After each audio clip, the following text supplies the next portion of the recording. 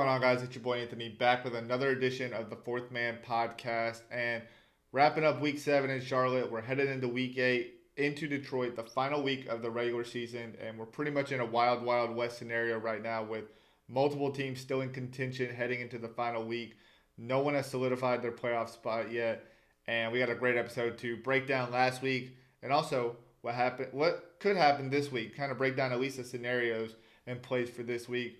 Also, I got some news for you on this episode as we're pretty much recording the day of that this is happening. And we had a great interview on the back end with someone who's playing for a contending team, Jamario Moon, as you've probably read by the title of Triplets. So, all of that into this episode should be another good one. Before we get into the episode, as always, make sure you're following on Twitter, TikTok, Instagram at Fourth Man Pod. That's 4TH Man Pod. Make sure you're subscribed on YouTube. Hit that notification bell. YouTube.com/fourthmanpod. And for those of you at Believe Network, we appreciate you as always for allowing us to have a platform to talk about the Big Three. All right, let's jump into it. I guess let's just start with last week. 2 more teams eliminated. Threes Company and Bivouac fall. Pretty much every 4-2 team went against another 4-2 team. We had 7 4-2 teams last week. The only team that didn't go against the 4-2 team was Enemies, who was playing for a Threes Company team. Hey, that was hanging on for dear life at this point, but it was a 2-4 team of Threes Company and Michael Beasley putting on a show, able to keep them alive, and Enemies ultimately fell, unfortunately. But anyways, that's besides the point. We're now at a point where we have 3 5-2 teams, 4 4-3 teams, and we still have technically 4 open slots at the moment. So it's going to be a crazy week 8. I'm kind of just how some things went down. I thought that the first 2 games were supposed to be really good. I felt like there were some teams that came out with pretty much teams that came out on a mission, and other teams who I don't want to say didn't take it as seriously by any means. That's definitely not the case, but maybe came out a little bit flatter than they had hoped for. I felt like it was the case for a couple of teams in the first 2 games where Triplets just got out to an early lead and ultimately took down Ball Hogs. They got out to an early lead and they finished strong and they took down Ball Hogs 50-34. Trilogy also won 50-34 after kind of an interesting start. It was a Hezzy in his home return.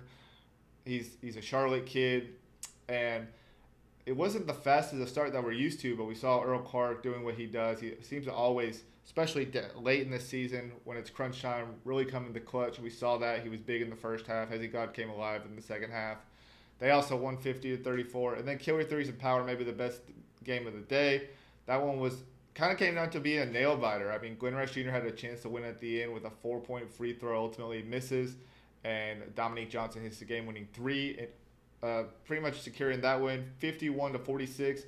That one looked like a game where Power was going to come out flat, and maybe they did come out flat, but they definitely were on the comeback for sure. Down 36-19 at one point. You know, you can kind of throw in the towel and hope for the best in week 8, but we all know point differential, maybe not as much as this year, but it always matters to an extent, especially if you're tied with another team, and so ultimately, they made their run, almost came all the way back, but Killer Threes was able to hang on to move on to 5-2.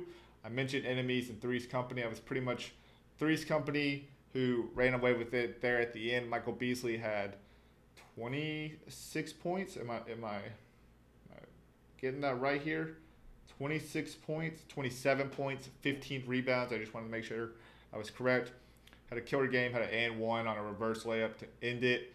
And for the last game, it was pretty much 2 teams fighting to stay alive for another week and just hope for the best. Hopefully, if things fall in their place, maybe they could slip into the playoffs. Tri-State and Bivouac, both teams at 2-4. Bivouac had a little bit of a disadvantage because of their point differential being so high or so low. They were like minus 40 something, so it was going to have to be a huge day for them.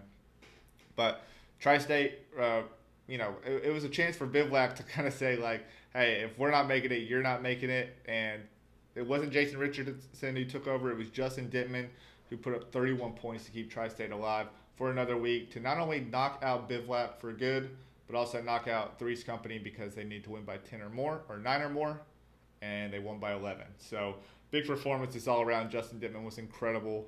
Beasley was incredible. But that leads us into a week 8 where there's some very interesting scenarios. First, I should mention and address a couple things because if you are already following the show on social media, I put out a couple things and I've been talking to a couple people in the community, but I feel like this is for everyone to know. First and foremost, it doesn't look like Isaiah Briscoe of Trilogy is going to return for the rest of the season. I know that we've mentioned a couple of times that, and it might just be here and there, it hasn't been necessarily direct, but he's gotten some kind of opportunity in China. I don't know the exact opportunity. There was a point, from what I heard, is that he wasn't even going to play this season, but ultimately, I guess whatever was happening wasn't, coming to fruition as soon as he thought, so he decided to play. And then it did come through, so from my understanding, he's not going to be returning for Trilogy the rest of the year. Scalabrine said on the broadcast that they were expecting him for Week 8, which is why I posted that. But I guess Scal is either not the investigative journalist that he thought he was, or he got some false information from somebody else. So maybe that's just the same thing. Anyways, it doesn't look like Briscoe is going to come back. The other thing I've been asked a lot over the past week is Hezigod going to be okay? I know he posts a lot on his social media, but I never really know if that's actually in real time or if he just has a bunch of clips like ready to go viral at any point, kind of in his chamber to post on social media. Anyways, that being said, I messaged him briefly. He said he's going to be good to go for this week. So as far as I'm concerned, he's good to go, and he's going to continue to fight for a Trilogy team that, despite being one of the few 5-2 teams, needs a win just like everybody else. So I think those are the two biggest things I wanted to cover. No Briscoe for the rest of the year. Hezigod's good to go. It looked like he broke his hand or cracked his wrist or something on the and one attempt last week. Also, looks like Darnell Jackson's going to be all right. For a second, it looked like he got concussed because he took the brunt of that.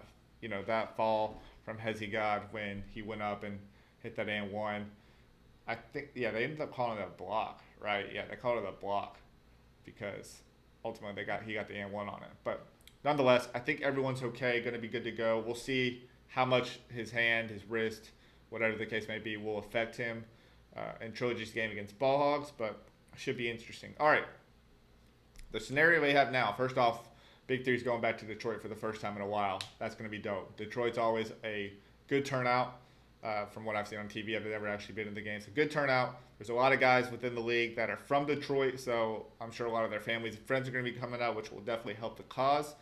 And I think it's going to be a wild ending to the regular season. I think we're going to see some monster performances, some great games, and we got 6 teams left at this point. So what's on the line? 4 playoff spots. 2 teams are going home. 4 teams are moving on to Washington, D.C. Trilogy versus Ball Hogs. Power versus Triplets. Enemies versus, I'm blanking, Killer Threes versus Ghost Ballers. And Enemies versus Tri-State. So 8 teams. Oh, I guess it's 8 teams. Why am I thinking 6 teams? I keep thinking that. 8 teams up for contention. 4 teams are going home. 4 teams are moving on. And it's just going to be really interesting to kind of go through the games really briefly here. Triplets and Power, I feel like, is one of the most historic rivalries that we have in the short tenure of the Big 3. It's one of those that I've looked back since Triplets joined the Big 3 that I look back and say, like, wow, like every single game I feel like that I've watched of that matchup always ends up being good. I feel like if 50 years, if the Big 3 is still running and we still have Triplets and Power in place, like that will be one of the most talked about rivalries, as more people catch on that, the Big 3 is a great product and doing a lot of great things here. That'll be one of the more talked about rivalries, in basketball, I think, because it just seems to always be competitive, battle of kind of like blue bloods in college. I mean, obviously you have the only 2 women coaches, the Hall of Famers, Lisa Leslie and Nancy Lieberman going head-to-head. They both got Coach of the Year. They both got championships in their first year. So, I mean, there's just a lot that goes into the matchup. And to now going into a Week 8 game where everything's on the line to get into the playoffs, both teams wanted to get back to not only the playoffs but a championship, that's going to be a good one. I'm thinking about it.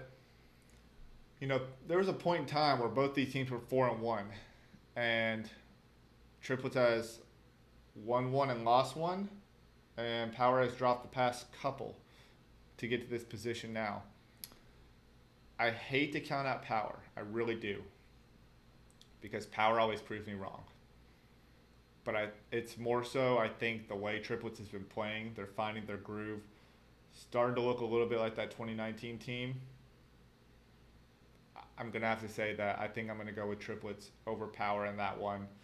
I would say that Jeremy Pargo has Triplets knew since 2021 when teams were starting to figure them out that everything can't be on Joe. He needs a supporting cast. He needs some help. He definitely needs, a Robin to his Batman. And Jeremy Pargo has definitely been that go-to guy when all the pressure seems to be on Joe, or Joe can't get it going, or whatever the case may be. When he needs a helping hand, it seems to be Jeremy Pargo. They seem to have that figured out. But also, Larry Sanders is looking like Defensive Player of the Year again. Jamario Moon's really getting integrated back with the team. I like that Triplets team, and that's why I'm going to go with them over Power.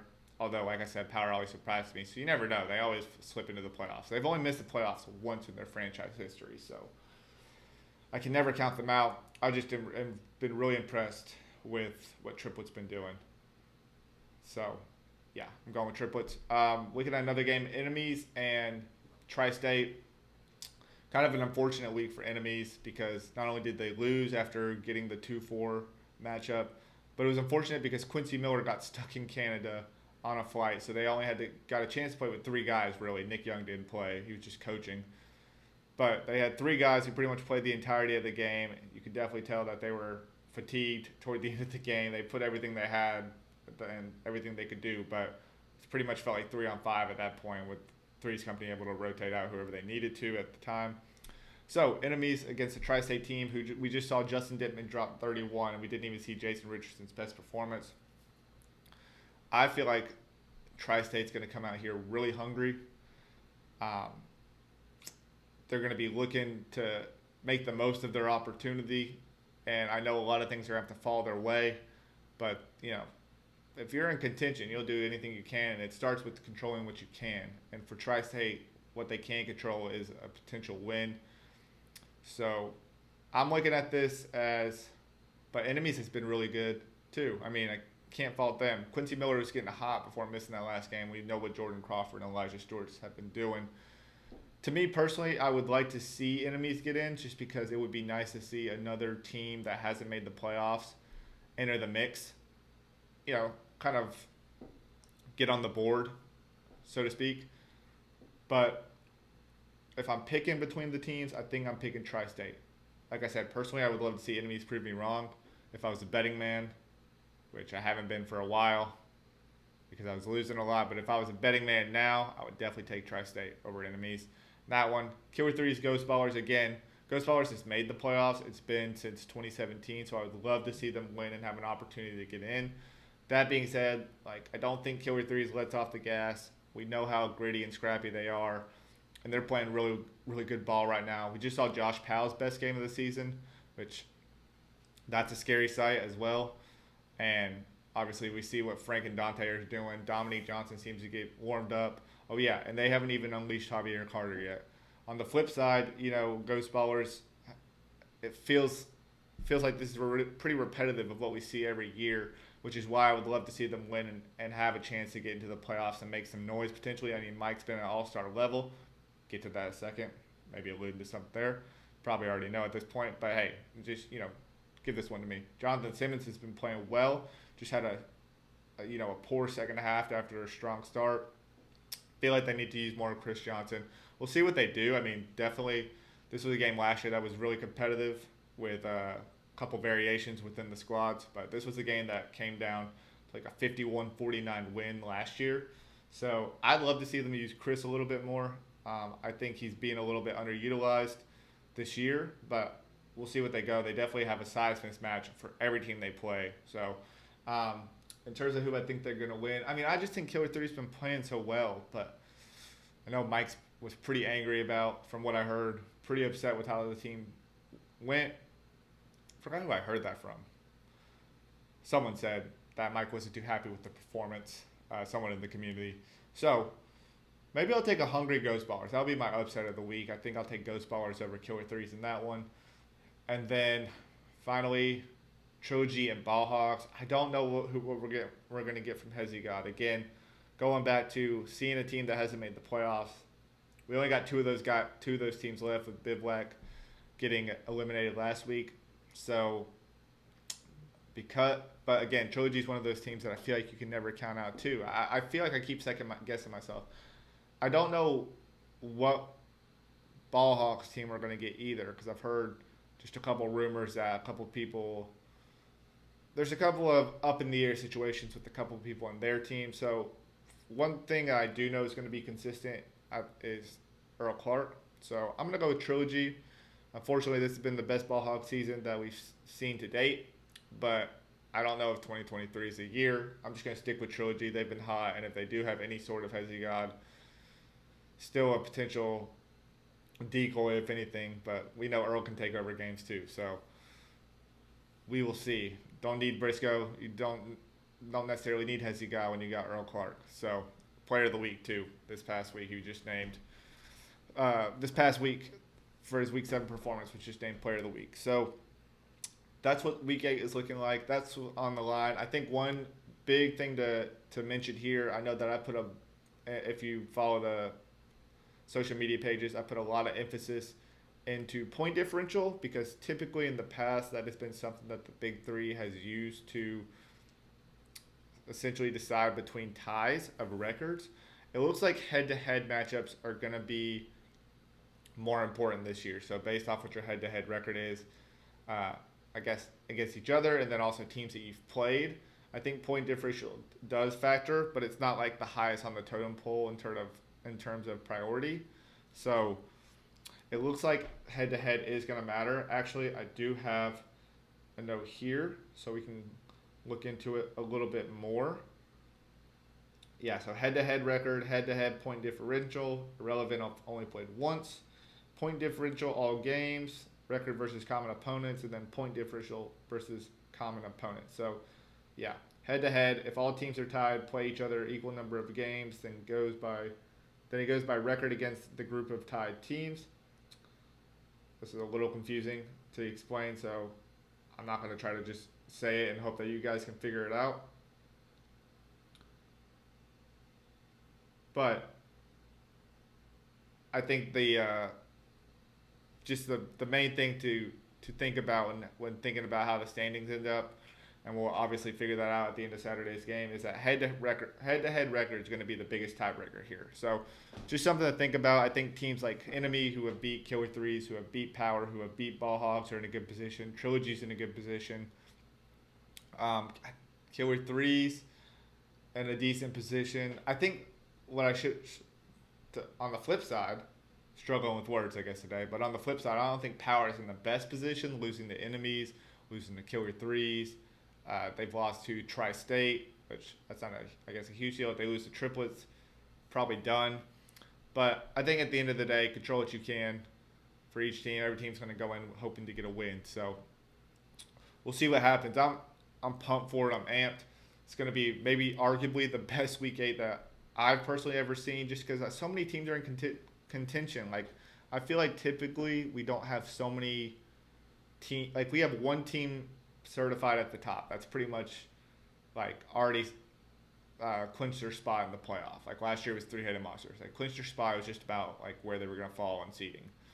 This year, like nobody has clinched their spot, and the one seed can potentially be knocked out if some things, fall in the right place. Now, Killer Threes does have an advantage not only with beating teams within the mix of teams that are still in it, but also too with the point differential, if that does come into play, having like a plus 40, plus 53, I think, point differential.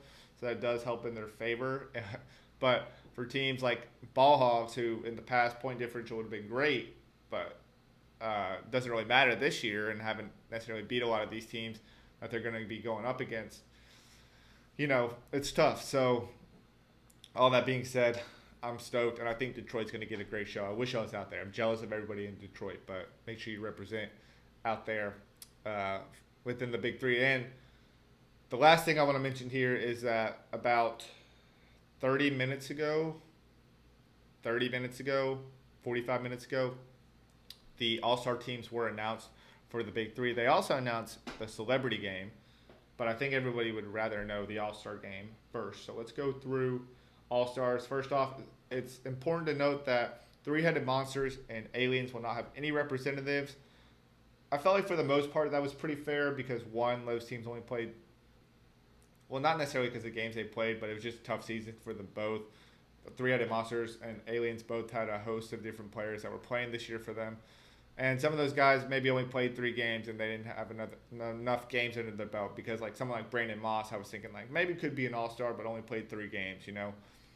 I do think that Giannis Tima might have been the only one that was snubbed. He played 5 games. He was one of the top scorers in the league before sitting out the last game to go play in FIBA, get ready for FIBA Euro Cup, playing for his home country of Latvia.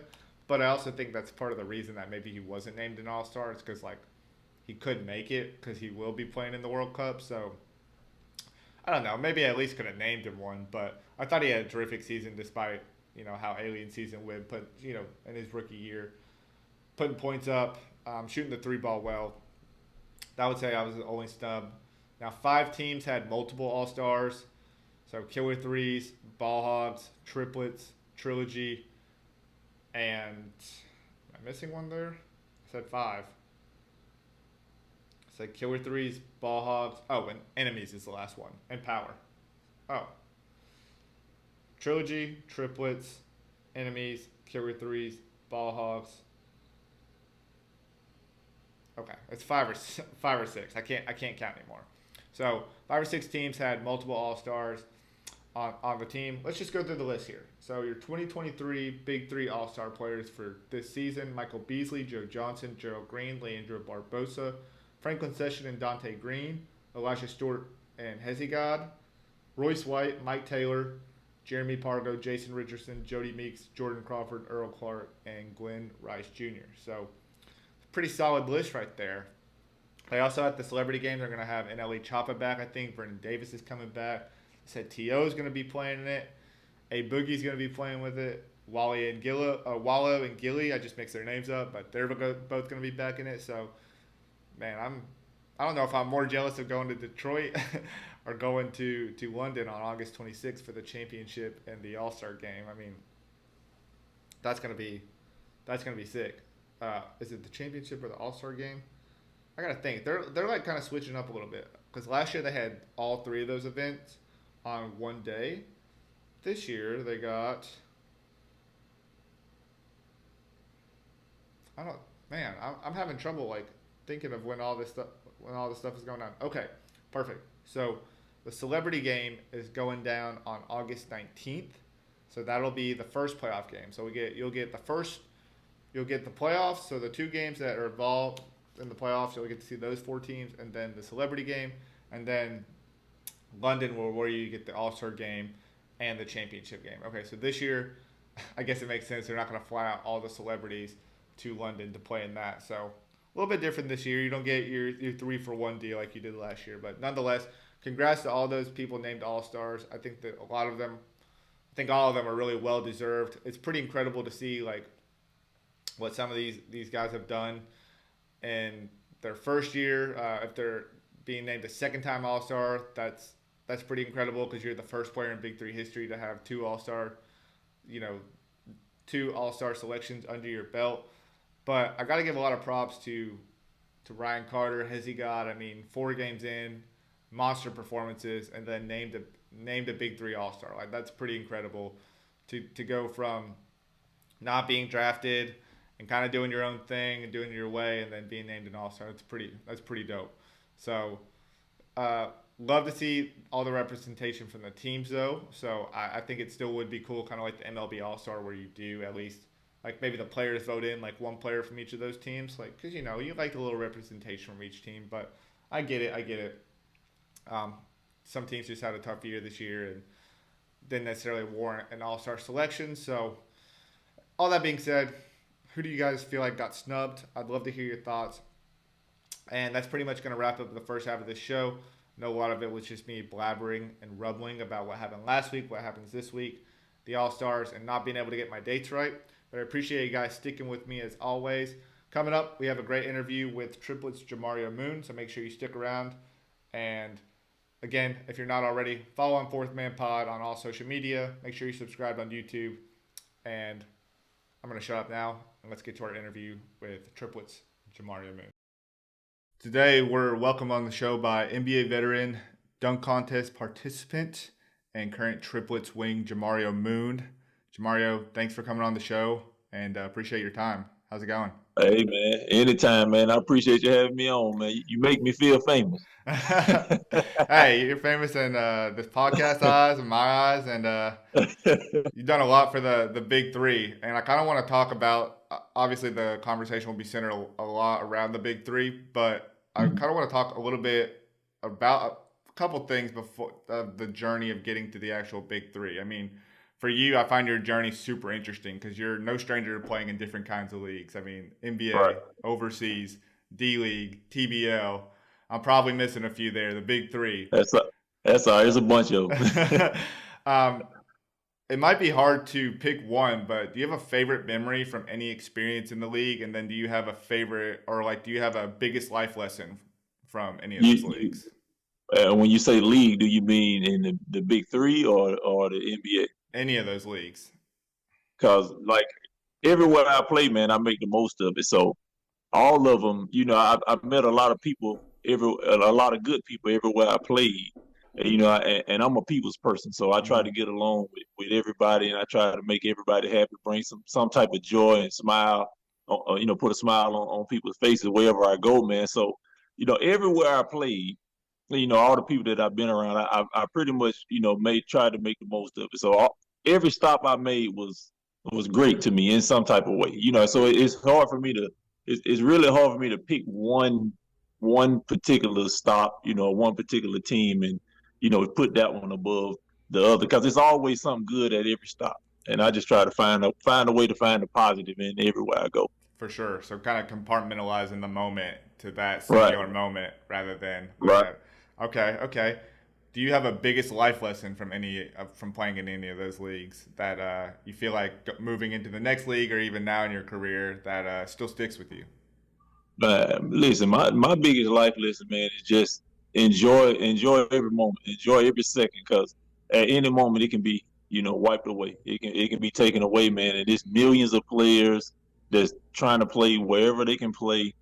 It's millions of people, millions of players that want your position, no matter where it is, at the smallest league or at the highest level.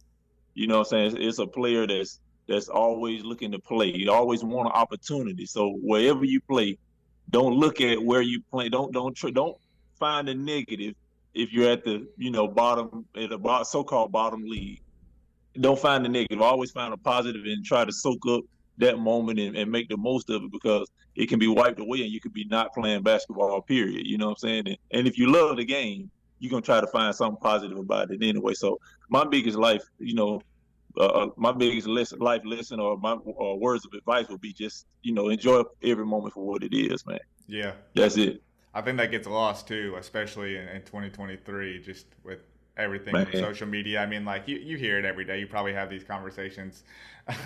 Probably just at any moment in time, you can. This feels like a topic of discussion, but I really do feel like it needs to be kind of brought up just like constantly and constantly just being Right, discussed because people do kind of get lost, don't get lost in the moment enough. So right. good And point. and it don't even have to be basketball. Yeah, Whatever yeah, you do, because everybody's not going to be an athlete, everybody's not going to be an actor, actress, music mogul, everybody's not going to be that.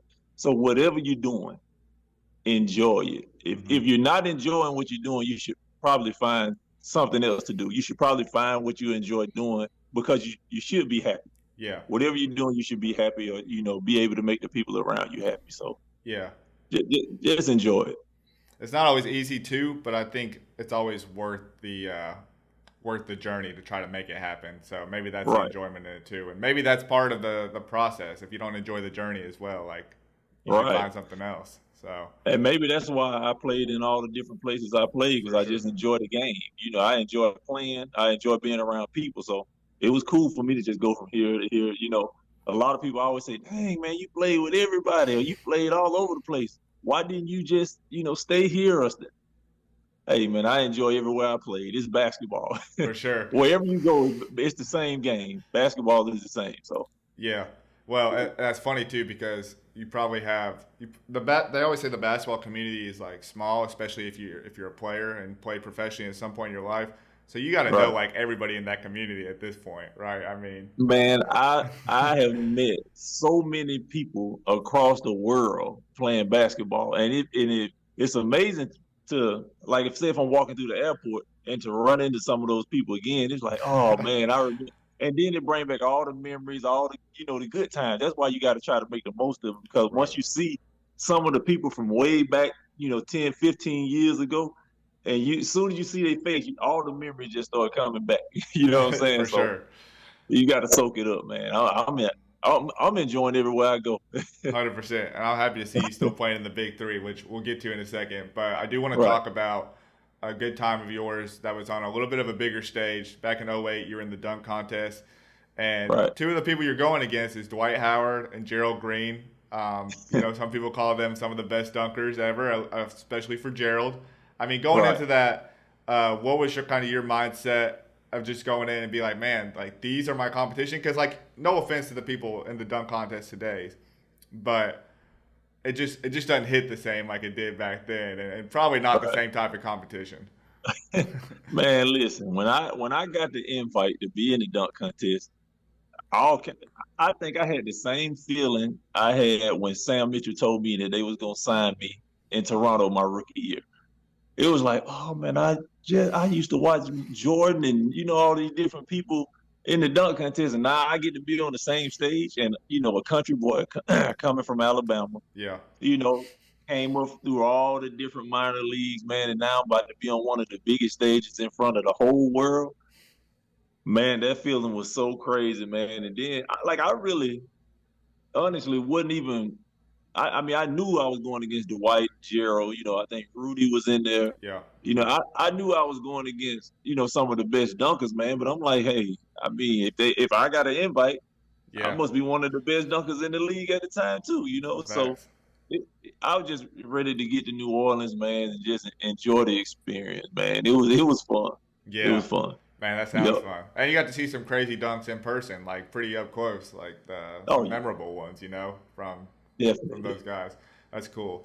I do. Hey, but and you say the dunk contest now don't hit the same, but the last one that that's in my memory bank is Aaron Gordon and Zach LaVine. That Now okay. that That hit. one was different. That one was different. Come on, right? That one was different for sure. I But can't take nothing away from them. no, you definitely can't. I think it's more of like it comes to a certain point where like you really got to be creative. It's like with anything. Like Yeah, if you're making a new movie or a new television show, like you kind of see the same ideas being recycled over and over right, again. It's just hard to right. create something new. I think Aaron and Zach did a really good job of doing that when they were in the dunk Definitely, contest.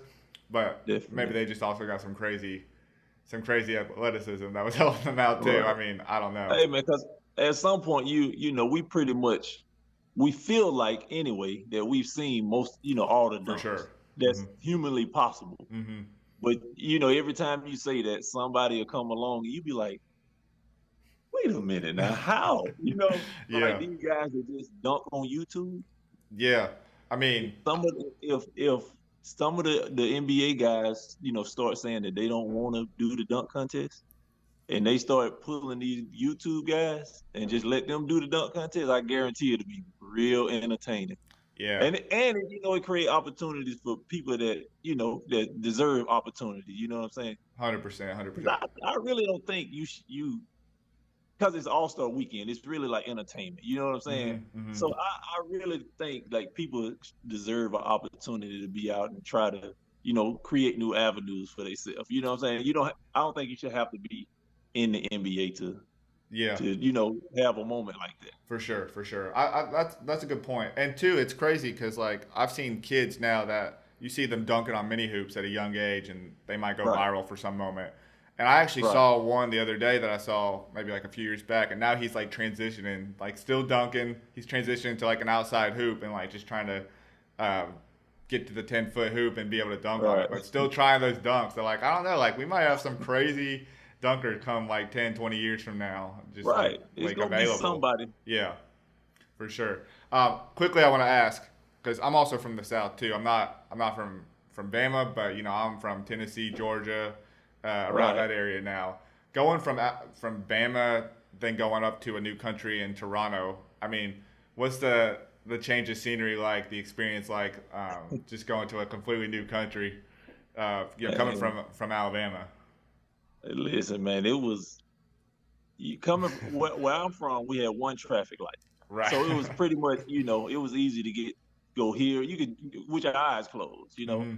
So going from one traffic light to one of the biggest cities, one of the biggest cities in Canada. Yeah. I thought I would never learn how to get around. When I got there, I made sure I got my apartment was like if I come out my apartment, I just go drive straight down the hill, Yeah. and I'm at the Air Canada Center. I try to keep everything in one little bubble, I feel you. so I didn't get lost. But thank God for GPS. For 100%. But it was nice though, man. Like when I got there, we got southern hospitality. For sure. Yeah, yeah, But yeah. people in Toronto, man, I think they must have came from the south because they greeted, they made me feel welcome. Yeah. They made me feel real welcome, man. And I think that kind of put me at ease a little bit. You when you're from the country and you hear big city, you think all kind of Hmm. craziness happening. But man, Toronto was one of the most laid back, fun. But they partied in Toronto, but it was like a clean party. You know what I'm saying? For sure. It For wasn't sure. you. It wasn't really nothing breaking off like to make me feel like, oh man, I'm kind of nervous. It was never one of those moments, man. So Toronto really made me feel at home. Yeah, I definitely feel like if you're gonna go from like any like because the South is hospitable. If you're gonna go to any other place in the world, like that's in terms of playing basketball in the NBA, like that's the best part of the continent you could go to. So yeah, I was just asking that question, knowing kind of like going through Bama before and kind of going through some like like I wouldn't say the outskirts necessarily, but they're a little bit like rural areas, but there's not a lot going Right, around. So I was curious right. about that Hey experience. man, but listen, we Bama people, man. We know how to go and adjust. We can adjust to any type of environment. I feel that. I feel that. All right, let's like kind of go up to your journey to the Big Three. Your first game in the Big Three was in 2018, so you're one of the more experienced players in this league at this point. But Right, what's really, and I don't know, because we have a lot of new listeners, obviously, a lot of new people engaged with the Big Three at this point here in season six. But in season two, when you first came in, I mean, your debut game was insane. 24 points, hit the game-winning four-pointer for three-headed monsters. I guess what right. were you doing before that call up? Because you came in with you came in with a mindset and attitude like I'm here and I'm here to stay. I guess just walk us through the mindset of like getting that first call up and then also too what you were feeling heading into that first game after you hit a couple shots. Man, before I got the call, I like a lot of the guys like I work out with anyway. Hmm. A lot of the guys in the big three. And so a lot of them know, how I play. They know what I bring to the table. And before I got the call, I was playing in, little leagues around Atlanta. Okay. I play everywhere. Wherever they say they playing, if it's on the north side, whatever. I play in all the leagues just to make sure, I'm ready to play when it's time to go play. Hmm. And once I got the call, man, actually, one of the guys that helped the three-headed monsters named CJ. I don't know if you're familiar with Yeah, yeah, CJ. yeah. CJ. He's like CJ, your yeah, assistant CJ coach. Ashford. Yeah. Right. So, CJ, he knew me from playing pickup. I Okay. work out with my mood every now and then. And so, we used to have shooting drills and, we just used to play together. So he was familiar with me. So he, told it like, I think Rashad got hurt that year. That was the year he tore And his Achilles, I think. right. Hmm. So CJ told him, bring Moon in. I know he in shape because all I do is work out every day. That's why I got this on now. I just came from working out. Nice, nice. So CJ, like, I know Moon in shape. He can shoot, he can defend every position. So let's bring him in. And, once I got there, I was, still thinking about 2017 when I didn't get drafted. Yeah. I'm like, man, I went to the combine, I felt like I played great. and I felt like I should have been drafted. So that's the positive. I just use it as positive motivation. Mm-hmm. You know what I'm saying? So I said I'm gonna go out here and I ain't gonna look over my shoulders. I'm just gonna play and let them know, that I should have been in the league. So, I went out and my shot was falling, man, and GP was over there like, hey man, just play your game, do what you do. And it all worked out, man. Thank Reggie for kicking it out to me for the 4-pointer, man, to win the game. I'm about to The say bank that's was open that bold. day. That's bold in your first game, just to like what Hey, for the four for circle, the win. Let's do it. the circles ain't there for no reason. So Yeah, it was only right. man, that was an incredible moment. I just Hey, and I can hear the announcer in my head all the time. Moon for 4 to win. yeah. Jamario Moon from another planet with the game winner. That's a classic. Forever, That's a forever classic. ingrained in Big Three history, man. That's one of the best games, one of the best debuts I've ever seen. So, I mean, I appreciate it, man. for four is crazy though. Like just like to have the Hey, guts to do that. I mean, when you're feeling it, you're feeling it. So I definitely right, the understand. way the game was going, hey, I might as well. Yeah, And that's the only thing that was on my mind. I don't know if you've seen it, but I slid right over to the 4 and I never left. I was like, if they kick it, I'm gonna shoot it. yeah. And Reggie, always finding the way to get the ball somehow, some way. He's Oh, gonna get a rebound. He's gonna get a loose ball, something, some way, definitely, somehow. So just a matter of him getting it definitely. there. Um, I'm, I want to go back to what you said just a second ago. You were a little disappointed that you were undrafted in 2017. For Mhm. some reason, that still seems to be the case here in 2023, despite your success on Three-Headed Monsters, the early success you on Ghost Ballers before you were traded to Right, Triplets, where you also won a championship there with a really good team. right, And then even last year, what you brought to the table for a Three-Headed Monster team that needed you down the stretch. right. I feel like people just continue to sleep on you. Why do you feel that is that you're continuously going undrafted despite every team you're on being successful? Right. I mean, I don't know. We'll never know what the reason is, but Yeah, people, they like who they like. yeah, To be honest, they like who they like, man, and so they, and they have every right to draft who they want to draft, hmm and build their team how they want to build it. And like this year, when I didn't get drafted, it didn't really feel like the other years when I didn't get drafted. It was kind of like, like I'm at ease, I'm in a different space, so I'm like in a different place. So it didn't feel bad. I didn't feel no type of negative energy or for nothing sure. like that. And I was just like, what? Just like always, somebody Something will may happen. call once the hmm season start, the season may not be going a certain way because you can't afford to lose 2 or 3 games early in the big three. No, at You all. know, People make switches you can't quick. afford. Right. So, I was just like, you know what, I'm gonna be positive. The phone will be ringing. If not, I'll just like always, I'll be ready to go to the combine and show them I'm still in shape. I'm hmm still ready to play. And sure enough, the triplets called me.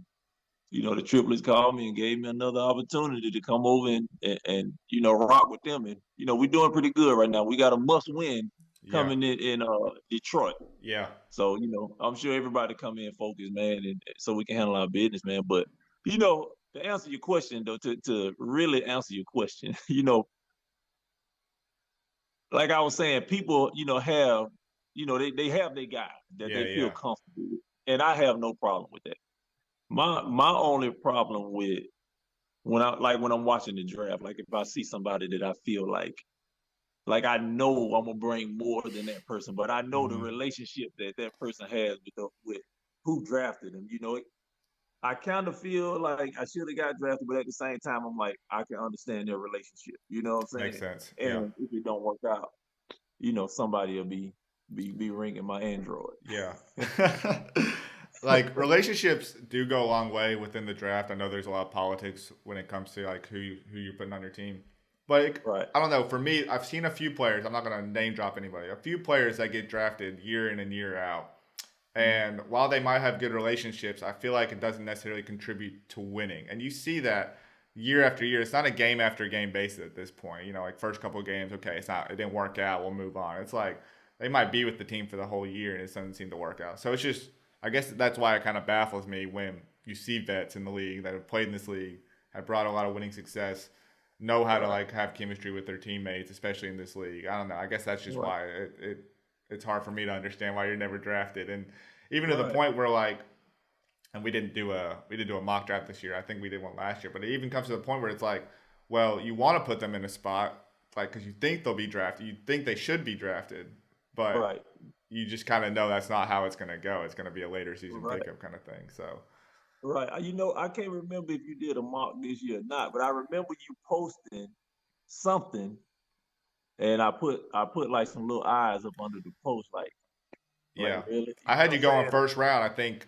not this past year because the draft was kind of discussed a little bit later, like leading up to it. Right, But it was the year before I right, had you going to Bivouac because I thought you'd be a good fit with their team and what they had at the right. time, and Yeah, end up playing with three-headed monsters. It is what it is, kind of thing. You were in right, the playoffs and they weren't, so maybe it worked out. right. Hey man, listen. One thing I'm gonna do, regardless of whatever happens with the draft, I'll always be ready to play whenever they do call. They Mm, know that. They know if anybody in the league is in shape, is working out, and ready to play, they know it's me. yeah, So if if they actually looking at the draft board and looking at the players, is when you get to my name, you don't have to ask the question like, man, I wonder is he ready to play? Is he in shape? Is he been working? You never have to ask that question. Everybody that knows, all they got to do is go down my my IG. yeah. That's all I do. That's it. So So I got to make sure. speaking of everybody knowing you, I want to bring up just like a something that doesn't happen to a lot of people in the Big Three and hasn't happened in a while. In the sense that you were traded from Ghost Ballers to Triplets back in 2019 before you guys won that championship. Now Right, it's a little bit different in the Big Three because you guys might be on the same practice floor together. You guys see each other in the same hotel. It's not like right, your typical trade where you're like sent off to a different city. Can you just describe the experience of being traded in the Big Three and still showing up to the same spot and being like you might even see Chris and be like, "Yep, we got traded for each other. Like these are our right. new Actually, teammates." what was crazy before I get to that, what's crazy is we've been in the same locker, we use the same locker room some games. You know what I'm Yeah, saying? right. Uh-huh. So, but it don't really, we don't even really talk about it.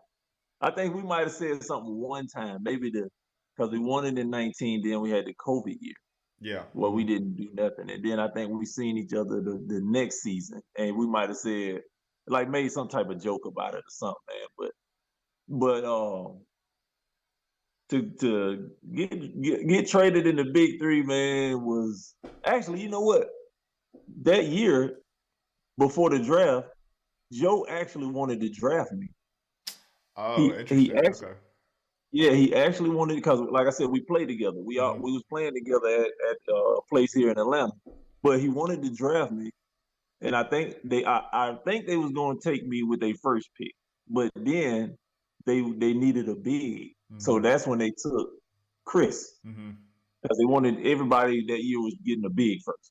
Yeah. So Hmm. they drafted Chris, and then at the bottom of the first round, Ghost Ballers took me, You went the one and time you and were they thought, drafted. say it I again, said the one time you did get drafted, and right. yeah, yeah. Right. The Ghost Baller took me at 10, man. And actually, we was balling, Hmm. we had a good thing going over there, man. But I just think they felt like they might have needed, a different look, you know what I'm saying? And I Hmm. I, I couldn't even believe the Ghost Ballers traded me, because we were playing so good at the time. Yeah, you were. But yeah, but I guess Joe and Mike maybe talked about it, and they kind of work something out, man. I got me a ring out of it. So, you ready, you get a ring at any level. I don't care where it is, man. You're Yeah. gonna cherish that something. And Yeah. I'm happy about that ring. Hey, So we trying 100%. to get another one this year. Yeah, yeah, and you're back with the squad, just wearing a different number. But yeah, I actually want to talk Right, about the chip you guys won in 2019. Obviously, Joe had an incredible season. He was MVP of the league coming into right, it. Was just at an all-time level his first year in. But I do feel like what kind of goes unnoticed a little bit is kind of the chemistry that you guys had on that team with you, Joe, Al, right. Gennaro, and then Double A playing on that. It just felt like an unreal chemistry that you couldn't find anywhere else in the league. You guys felt unstoppable at times. What do you feel like made that team so special in order to that win that championship in 2019? Hey, because nobody tried to get outside of their game. Hmm. Everybody just did what they do. We knew, just like now, we knew that, it was Joe's team, and you find your role, you find what you need to bring to the table to add to what Joe is doing. Just like now, what I'm saying? We know the ball goes through Joe. Everybody in the arena knows the ball going through Joe. So like for me, it's like okay, when Joe scores or whatever happens, when it transitions, I got to be ready to guard whoever it is. Hmm. You know what I'm saying? I'll guard the best player on the team. I'll guard the worst player on the team. It don't make me no difference. So I know I got to get the rebound. I got to play defense and knock down some open shots. When the opportunity presents itself. So, with that team we had in 2019, man, you couldn't double team for real. No. If we throw it into Joe and we space the floor. Now you got double A out there. You got me in the other corner. You got Gennaro. You know what I'm saying? You couldn't where were you gonna help from? Yeah. Then you had Al down low, So so he always had someone to dump it down to if he needed to. right, and I think that's what we're gonna have to do going into this next game and then the playoffs in DC, man. I think that we're gonna have to feed Joe and space the floor, and he kick it to the open shooters, and we just got to be ready to knock it down. But our number one thing we got to do is defend. Yeah. We're What gonna do have you to think of defend. this matchup with Power? This seems like always a competitive matchup when it's triplets and Power, like regardless of the Oh, year. of course, because Lisa she gonna demand the best out of her players, and Nancy gonna demand the best from her players, man. They got some fighters over there. They with Glenn and Royce, and matter of fact, Mm-hmm. their whole team, man, they got some fighters over there. And, we got some fighters over here. Just going, hey, who gonna be still standing when the bell ring? You know what I'm Yeah. saying?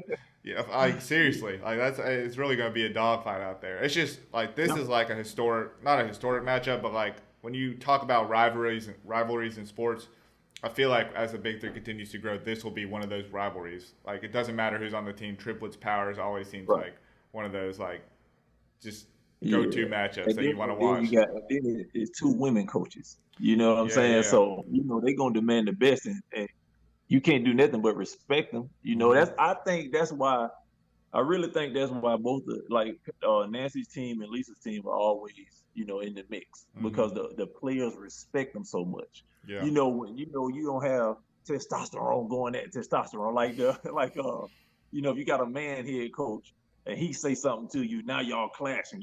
Both of y'all barking at each other. Right. It's never that. It's never really that with Lisa and Nancy because you got to respect them. Yeah. And they talk a lot about Nancy's preparation. Not saying they don't talk about Lisa's, but I would like to know just from you, what's her coaching style and just how prepared does she come every game? Because we get glimpses of it, but Man, I'd I like to. wish I had a notebook. I wish I had a notebook in front of me, man. Lisa just comes to practice. Oh, okay. This is what we're gonna do. Okay, they got this. We're gonna do this, and it's pages. Okay, they got this set. This what they like to do off of this set. This what this player likes to do. This what this player likes to do on this set. You gotta watch. She really comes in with her coach's book, That's and crazy. she got notes. She is on top of the game. She not just there just for smiles and autographs. She really come prepared and she trying to win. What's crazy about that is like that's all. I'm assuming that's all within a week because you don't know who you're playing. So she's got a family. Right, She's obviously busy with other things, and within the right. week she's writing all those notes down. That's insane. She probably as soon as she get on her flight or maybe once they announce the matchups, she go right to it. She probably turn her TV on and start watching games and see what players' tendencies are and everything, man. So she is well prepared. I say that we know exactly what the other team wants to do and what the other players want to do. That's amazing. It seems like it doesn't even matter. Like even when you guys were playing aliens, it was like she was well prepared, didn't take anybody Yes, lightly, despite yeah, them she being a always. winless team. Yeah. Yeah, she's always prepared. But hey, the aliens came out like they had something like we gonna get a win today against you guys. They Mm-hmm. they really was they was punching. Yeah. They They came. It was was just punching. that second half they took a haymaker and they couldn't recover from it. Right, Um, right. Yeah, we just got and then we did it another game. Well, not really, not really. Well, we just played the Ball Hawks. They like the second half they came out strong, man. But we just got to find a way to keep our foot on the gas. Yeah, You know what I'm saying? Respect the no matter the record, we gotta respect the opponent. yeah. You know what I'm saying? Well, I mean, this year's a little bit different. There's a chance that we could have 6 5-3 teams if everything goes a certain way after this week. Obviously, you don't want to be Yeah, 5-3. You we want to be don't want six three and two, losses. right? I understand that, but I do think it just kind of shows a testament to the talent and the competition this year. You Right. being someone who's played in the league since 2018, I mean, where does this rank in terms of talent level, competition, in comparison to all the years you've played? Uh, man, I think the 2019 season was pretty talented I too, think though. 2019 was good too. Hmm. Yeah, 2019 was talented. I like me coming from a small town, going to a small school, and then working my way up through all the leagues to make it to the NBA. I kind of like how they're letting different people get opportunities. You know what Same. I'm saying? Hmm. Like Hezzy God coming in and Hmm. doing his thing. So a lot of guys just you don't have the NBA on your resume, but you can play. Yeah. I'm all for somebody coming into the league playing that can actually play. You know what I'm saying? Hmm. Other than just just come on in and because you want it to look good on TV. For You sure. want to you For sure. got to make sure you put out a good product. And but I like the fact that those guys that's coming from overseas and the street ball people are getting the opportunity to show what they can do, man. It feels good.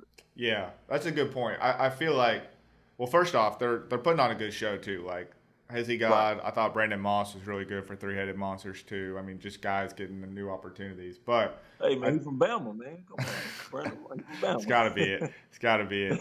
But in 2019, it did feel like it was a little bit more. I guess the best way to put it is like star-studded, where they did add a lot of names. It felt like Right, there was a lot of respect on the league from the previous years, and people wanted their opportunity. Whereas this year, it's right. like people get more chances. But it's kind of like weird when you think about the big three. It's kind of like the Star Wars like series, where in the sense you had like the three old movies, and then there was a Uh-huh. gap, and then you have the three new movies. And I kind of feel like that's with the big three. You had the 2017 to 2019, where it's like brand new, and then getting up to like maybe the peak years.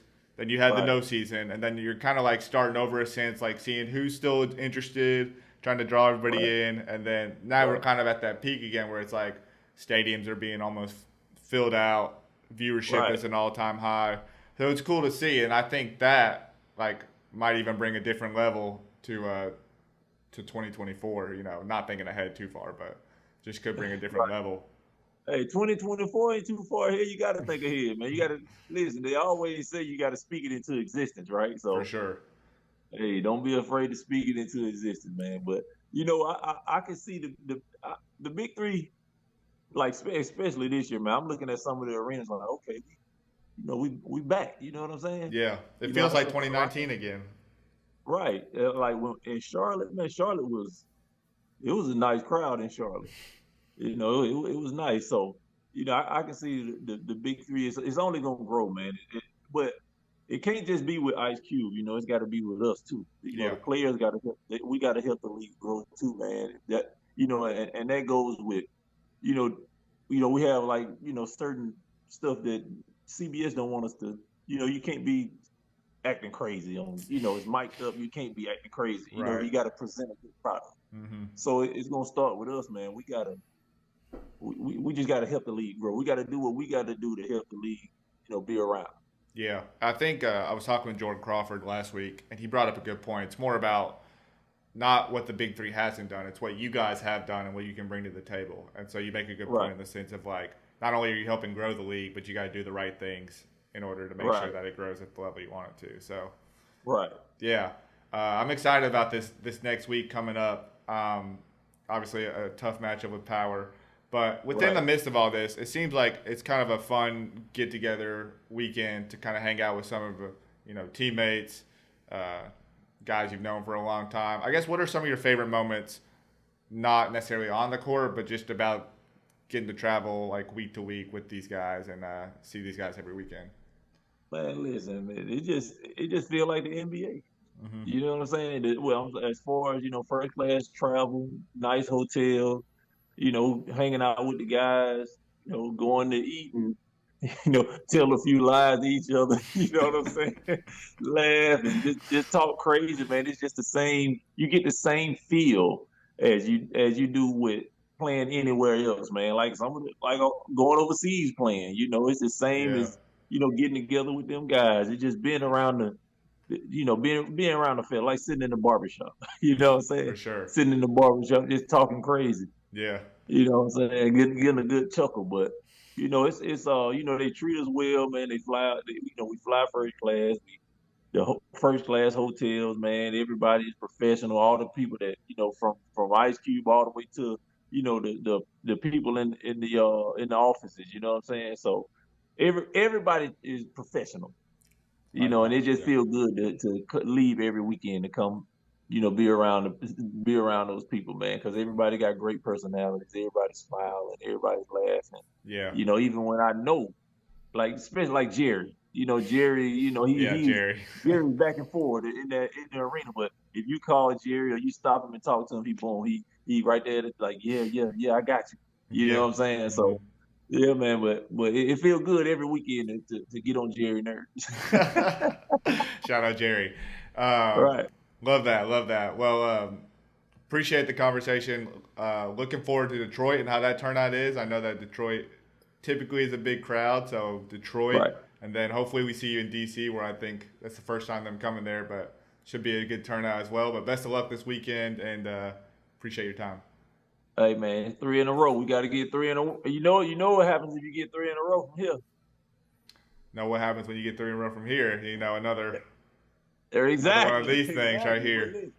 listen, the next person you interview, man, you can't be having Corey little stinky jersey back there. You got to put that person's jersey back there, man. Get Corey out of here. I only got so many jerseys right here. I got Joe's. It's signed. It just needs a frame. So Joe's will be back Right, up here. Willie. We listen for by the time you do another Moon interview, we're gonna have a Moon jersey back there in the Send me a back. jersey. I'll put it back there. It'll be right up there every time you come Uh, on. well, listen, all you just send me the address. Sounds good. I appreciate it.